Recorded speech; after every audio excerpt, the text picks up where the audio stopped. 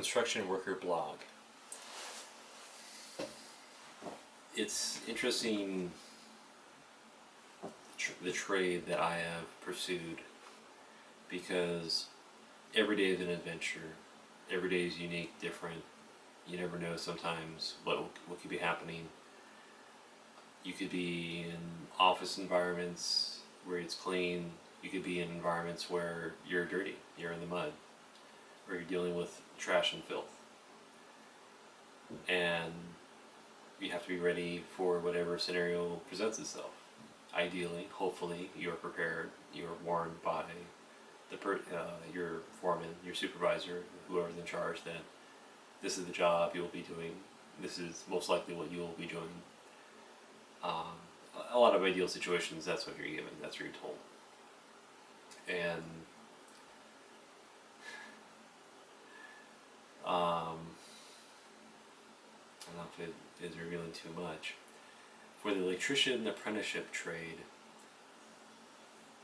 you are given an alert of you have a job available, but no, unless you have a really good idea of what that company that you're going to be hired for is doing, and even then, they don't tell you which company. You have to walk into the office and look at the paperwork saying like, oh, you're going to this location for this company.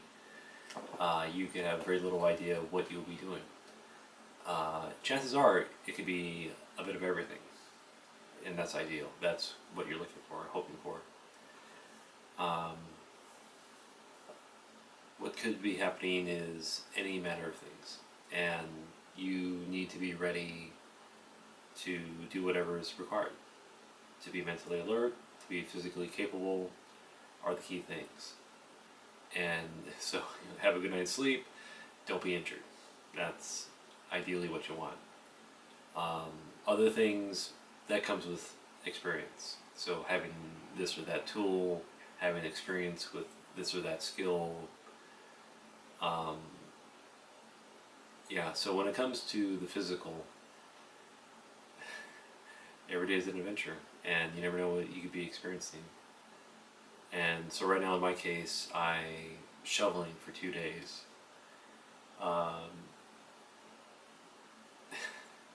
So it's, so I go from no blisters to blisters on my hands, my back hurting, other body parts, old injuries kind of acting up. But I don't complain, I don't say anything about them. I just grin and bear it, and I give 100% effort. I work hard, I work as much as I can.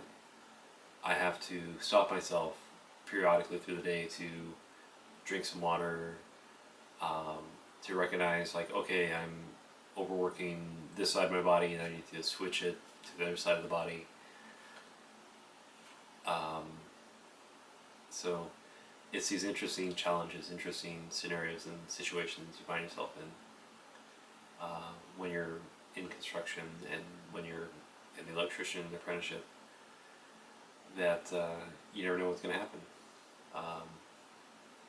You think that you'll be doing one particular thing, but you never know. It could be all sorts of different things. And companies, it's fascinating because you are paid by the hour to get a job done. So in a lot of ways it makes sense that, okay, we're going to send you out here to do this, which also encompasses that. So your job description expands. What's required of you expands. Different things that you need to be able to do could change, could modify, could be different or what have you. And you need to be ready to roll with the punches, to handle whatever situation and scenario is thrown at you. An individual working with me today had been involved in a hit and run where his shoulder or his elbow was injured. I mean, to the point where he walked out of the store and he wakes up after being hit and like, oh, hey, are you okay? So he was just surprised, but he was still at work. He was still using his arms, using his body, and doing as best he could and putting forward 100% effort as best he could. You find yourself surrounded by these individuals who recognize and realize that I'm being paid, I'm able to work, I'm able to do the best I can, and I'm not going to complain. I'm going to enjoy whatever experience I find myself in and just do my best. So having the positive attitude. The notion and the idea that if you enjoy what you're doing, you're never working a day in your life. You kind of want to try to carry that, have that idea, that notion in your mind, in my opinion, which ideally everyone should have. That even the most difficult and challenging of jobs, tasks, circumstances, you're around other people who are professionals, who are skilled, who understand that this is something that needs to be done, and we're going to try to make it easy, or as easy as we can. We're going to try to make it work as well as we can. Everyone understands, everyone has been there, so you just try to have the best attitude every day you go to work. So that's just something you have to carry with you. 2 days of shoveling, and I'm hurting, I'm sore, but tomorrow I'm going to a different location. I have very little idea what's going to happen. But I know that when I show up, I'm going to put my best foot forward, put on a smiling face, display enthusiasm, and let whoever I'm working for know that I'm ready to do whatever is required of me, whatever is asked of me. And if I do recognize that, okay, there, part of my body that's not quite working or that needs to be given sort of light duty, then maybe I do need to speak up. I do need to say something. Otherwise, just the way I am, I'm not going to say anything. I'm not going to complain. I'm going to do the best I can. I'm going to give 100% effort.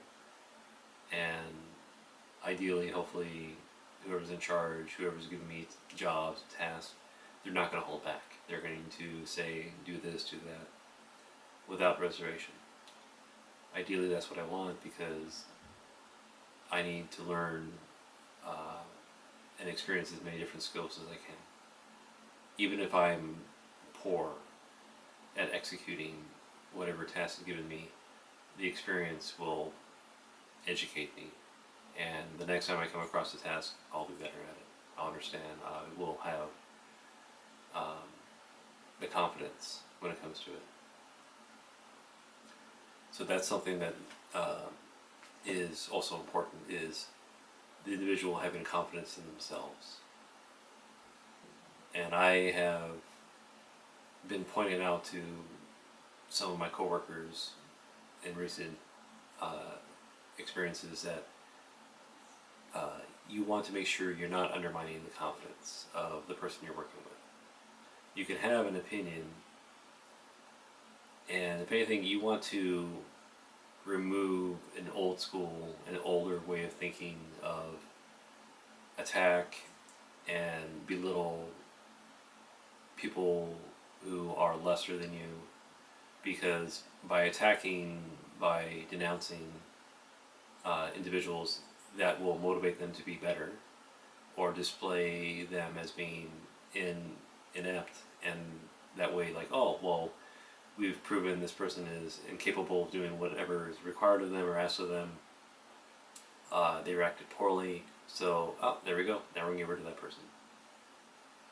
So, yeah.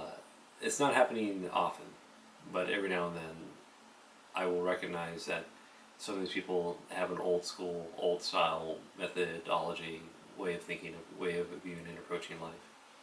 So I'm trying my best where I can to have a positive attitude, an encouraging attitude, and a way of looking at things, looking at the environment, looking at the nature of what it is we're involved in.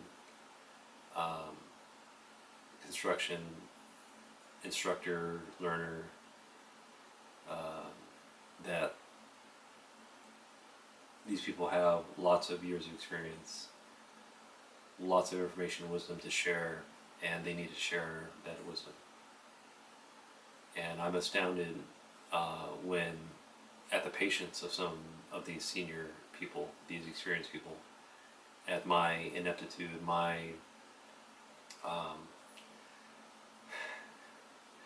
keep your head down and work hard. I try to have that, and to the point where like I just push out of my mind discomfort, pain, and as a result, like some of my higher brain functions kind of they fall by the wayside because I'm just not thinking about the discomfort. I'm just trying my best to get the job done, and as a result, I'm not always able to have a bigger, broader picture of things, and so I may not be doing the right thing, correct thing. So, and I appreciate when individuals stop me and say like, okay, you need to do this or that. They correct me, and I thank them for that, and I correct my behavior, and continue the task, do the best I can to follow their instructions. And a lot of times, the people in charge, they recognize that and like, okay, recognize that I was doing the wrong thing, give me the correction, now I'm doing the right thing. So that is good leadership, when they don't harp on negative things, or they don't feel that a person who does one thing wrong is going to do everything else wrong. So, yeah, interesting things you come across and realize.